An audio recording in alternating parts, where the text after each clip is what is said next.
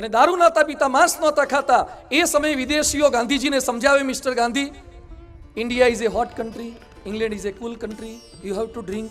ગરમાટો રહે એના માટે પીવું પડે. ગાંધીજી બહુ દલીલ કરીને સમજાવતા અને ધોળિયાઓ તો વધારે લોજિકલી એમને કન્વિન્સ કરી જતા. ત્યારે ગાંધીજી એક વાક્ય બોલતા હતા, તમે ગમે તેટલી દલીલ કરો પણ હું નહીં પી શકું, કારણ કે મારી માએ મને ના પાડી છે. મારી માતા પુતળીબાઈને મેં વચન આપ્યું છે. જાદુગર કેલાલ રાજ કપૂરની પાર્ટીમાં ગયા, બધા દારૂ પીતા હતા, પણ જાદુગર કેલાલે દારૂ ન પીધો. એ સમયે રાજ કપૂર કહે છે, તું દારૂ ન પીવે તો મારા બાપ પૃથ્વીરાજ કપૂરના સોગંદ છે. અને જાદુગર કેલાલ બોલ્યા કે મારે તારા બાપના સોગંદ સાચવવા કે મારા બાપના સોગંદ સાચવવા? મેં મારા બાપને સોગંદ આપ્યા છે કે જીવીશ ત્યાં સુધી, છેલ્લા શ્વાસ સુધી દારૂ નહીં પીવું. જે વચન મનમાં લીધું છે ને પાળવાનું છે. તારીખ 21/5/1950 ના દિવસે 28 વર્ષના એક નાનકડા નારાયણ સ્વરૂપદાસને BAPS જેવી વિરાટ સંસ્થાના વડા બનાવી દીધા. એ સમયે લોકો બોલ્યા હતા કે સ્વામીજી, આ નારાયણ સ્વરૂપદાસ બહુ નાના છે, તમારે પસ્તાવાનો વારો આવશે. ત્યારે બ્રહ્મ સ્વરૂપ શાસ્ત્રીજી મહારાજ બોલ્યા હતા કે મારી જિંદગીમાં ક્યારે પસ્તાવું પડે એવું એક કાર્ય મેં કર્યું નથી, તમને વર્ષોનું સુખ કરીને જઉં છું. પ્રમુખ સ્વામી મહારાજ જ્યારે પ્રમુખ બન્યા એ સમયે એમણે પ્રતિજ્ઞા લીધી હતી કે જીવનના છેલ્લા શ્વાસ સુધી આ અક્ષર પુરુષોત્તમની ફૂલવાડી આપે જે ઉછેરી છે એને ખીલવવા માટે હું પ્રયત્ન કરતો રહીશ, વફાદારીપૂર્વક પ્રયત્ન કરતો રહીશ. પ્રમુખ સ્વામીજી 95 વર્ષે સ્વતંત્ર થકા દેહનો ત્યાગ કરીને અક્ષરધામ સીધાવ્યા. છેલ્લા દિવસે પણ ભક્તોને સંતોને દર્શન આપવા માટે એ બહાર પધાર્યા હતા. છેલ્લા 2 વર્ષથી તો મોઢામાં અનાજનો એક દાણો ગયો નહોતો, ખાલી થોડું ઘણું લિક્વિડ લેતા હતા. પણ એમણે જે પ્રતિજ્ઞા લીધી હતી કે મારા છેલ્લા શ્વાસ સુધી આ BAPS સંસ્થાનો ઉત્કર્ષ થાય, એના સંતો રાજી રહે, એના હરિભક્તો રાજી રહે, એના માટે હું પ્રયત્ન કરતો રહીશ. જે દિવસે પ્રમુખ થયા એ દિવસે એમણે વાસણ ઉટક્યા હતા. એ જ પ્રમુખ સ્વામી મહારાજે ધર્મજમાં એમની જન્મ જયંતિએ પણ હરિભક્તોએ ફેંકેલી દાતણની ચીરીઓ ઉટકી હતી. એમની પ્રતિજ્ઞા, એમની વફાદારી આ હતી. આપણે પણ જીવનના છેલ્લા શ્વાસ સુધી જેને જે વચન આપ્યું છે ને નિભાવીએ. વફાદારી એટલે વિશ્વાસમાં લીધા સિવાય કામ ન કરાય. પાંડવોનો સરસ પ્રસંગ આવે છે. વનવાસમાં હતા અને પાંડવો બધા સૂતા હતા અને ભીમ જાગ્રત હતા. ત્યાં હિડિંબા આવી અને એ સમયે હિડિંબા ભીમને જોઈને કહે છે કે મારે તારી સાથે લગ્ન કરવા છે. ભીમ કહે છે આમ તો સાઈઝની સ્ટ્રક્ચરની દ્રષ્ટિએ તું મારી સાથે સેટ થાય એવી છે, પણ હાલ કોઈને પૂછ્યા વગર હા નહીં પડાય, કારણ કે બાકીના બધા સૂતા છે અને પરમિશન લીધા વગર લગ્ન જેવો મોટો નિર્ણય તો હું ન કરી શકું. ભીમે પરિવારને પૂછ્યા વગર લગ્ન કર્યા નહીં. અને આજે કઈ દિશામાં પરિવાર જતો રહ્યો છે?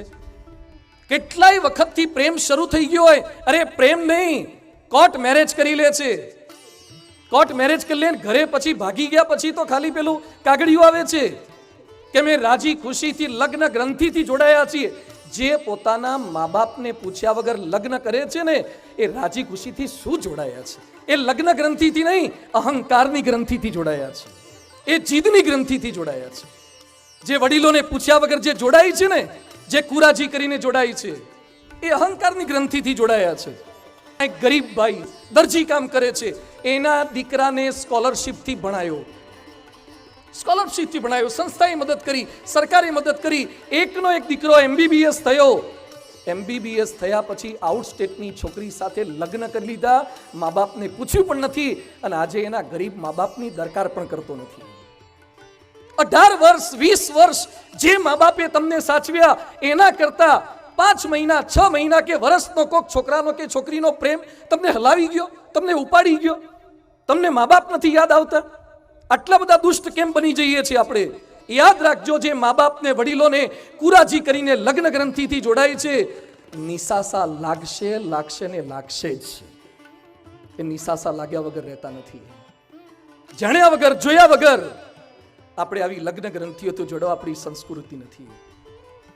વફાદારી એટલે આ છે. એને કેટલા સપના સેવાય હોય. બરાબર છે કે તમને જ્યાં પસંદ હોય ત્યાં મા બાપને પસંદ ના હોય તો કન્વિન્સ કરવાનો પ્રયત્ન કરો, વડીલોને રાખો, સંતોને ક્યાંક પૂછો કરો, માર્ગદર્શન લો, ક્યાંક તમારી ઈચ્છા જતી પણ કરો. જેણે તમને જન્મ આપ્યો એને કુરાજી કરી અને 2-5 મહિનાની આત્મીયતા તમને વધારે લાગી જાય છે.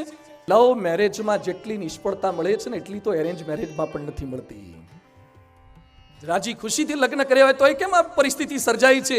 તો વફાદારી એટલે આ છે. વફાદારી એટલે સુખમાં જે વર્તન ને વ્યવહાર હોય એવો દુઃખમાં પણ થવો જોઈએ. વફાદારી એટલે સુખ કે સબ સાથી, દુઃખ મેં ન કોઈ, એમ નહીં. સુખમાં ને દુઃખમાં એની સાથે સાથીદારી રાખવાની છે. વફાદારી એટલે કોઈ પ્રકારે બે વફાઈ નહીં. હમણાં થોડાક સમય પહેલા બાળકનો મને ફોન આવ્યો. મને કે સ્વામી પપ્પા ઘરે નથી આવતા.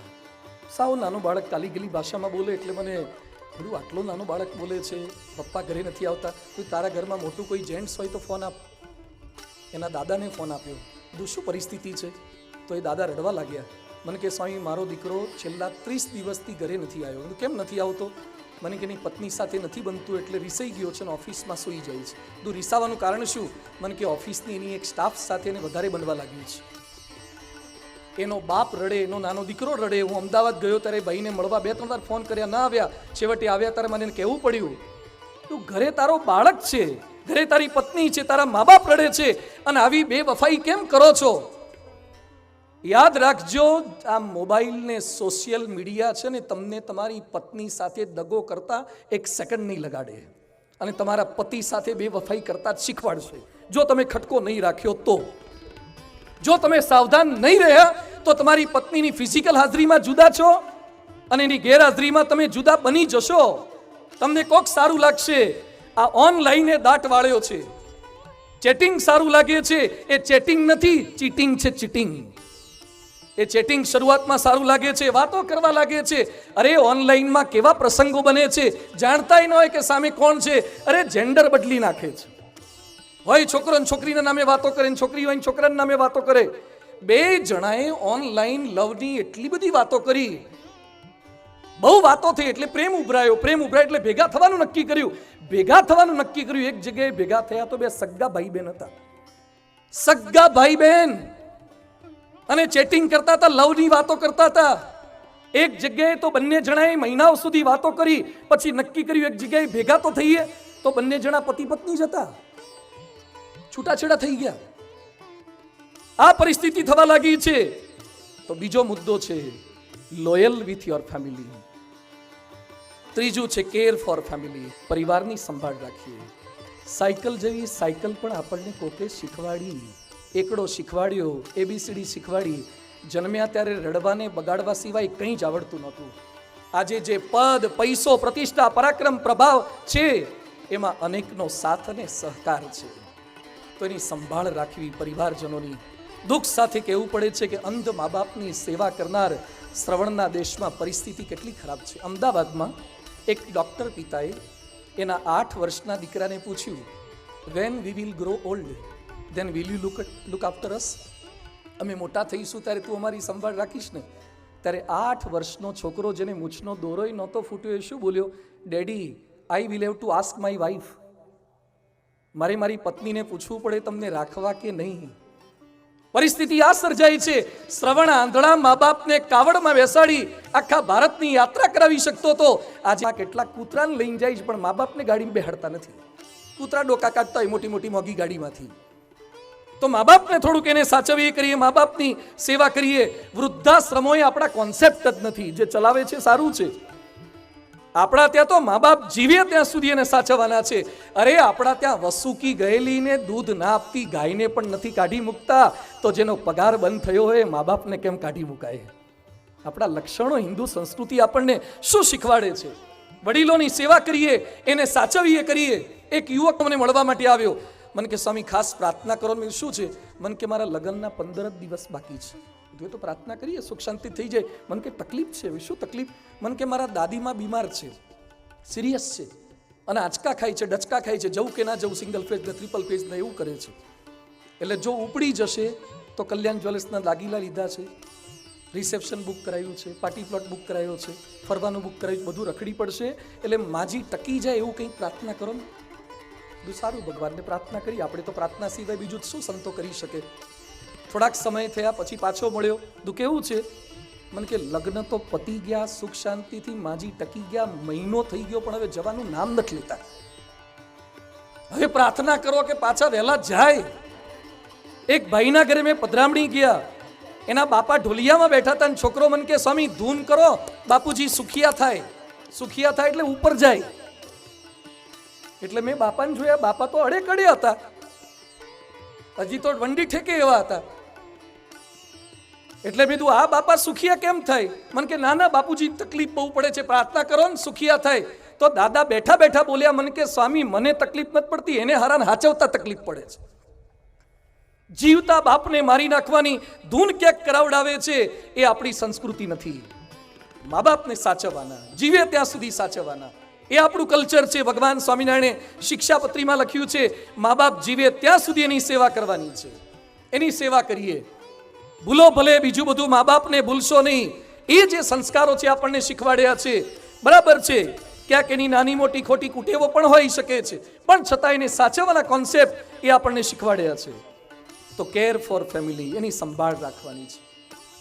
ઇન્દોર IIMના ડાયરેક્ટર રવિચંદ્રન સાહેબ બોચાસણ ગુરુ પૂર્ણિમાના ઉત્સવમાં આવ્યા હતા પ્રમુખ સ્વામીજીને મળવા માટે.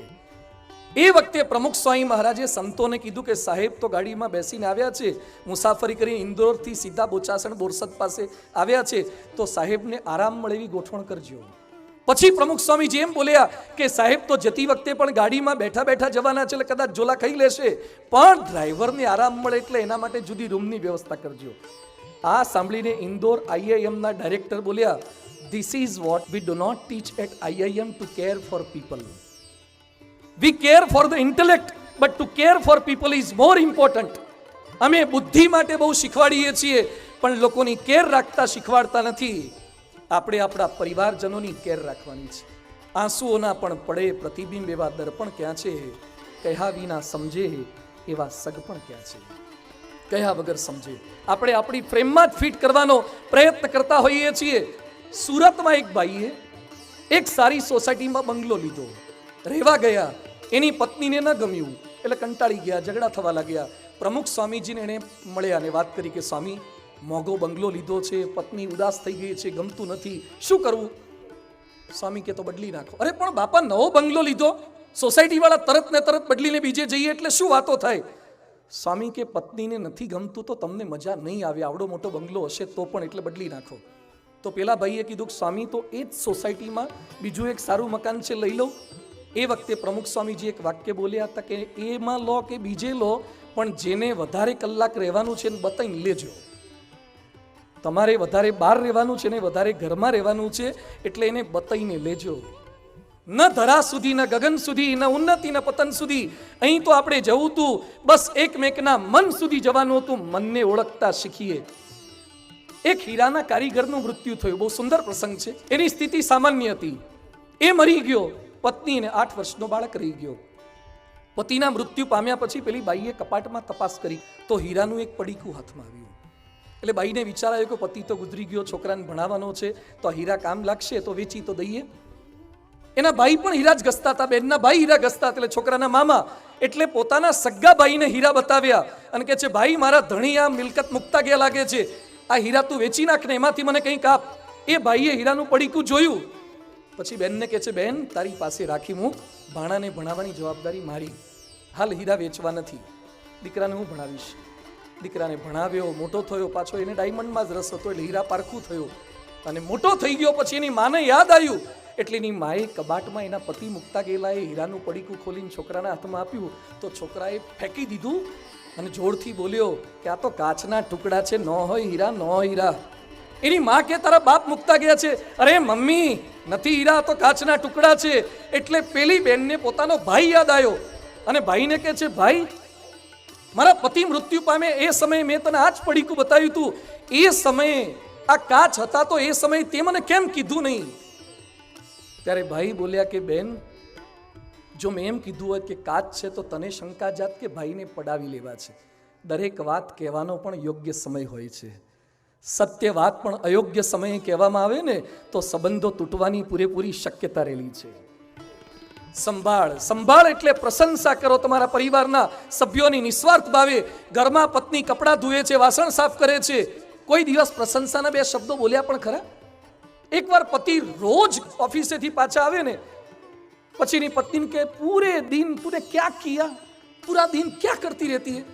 એકવાર ઓફિસથી પાછા આવે ને તો ઘરમાં કપડાં જેમ તેમ તોડફોડ થઈ ગયેલી, વાસણ વીખી ગયેલા, વોશ બેસિન જેમ તેમ ભરી ગયેલું, અને પત્ની બેઠી બેઠી પલંગમાં શાંતિથી કંઈક વાંચતી હતી. એટલે પતિ તો કંટાળી ગયા, ઘરમાં જઈને ઘૂસીના દ્રશ્ય જોઈને. પછી પૂછે કે પૂરે દિન તુને ક્યા કિયા? એ કે હર રોજ તું પૂછતા था मैंने आज कुछ नहीं किया. આજે કુછ નહીં કિયા એટલે આ દશા છે. રોજ કરું છું એટલે તારે આવવા જેવું સારું લાગે છે. ઘરમાં ઘરવાળા તમારી ગેરહાજરીમાં જે કામ કરે છે, બાળકોને સાચવે છે, એની પ્રશંસા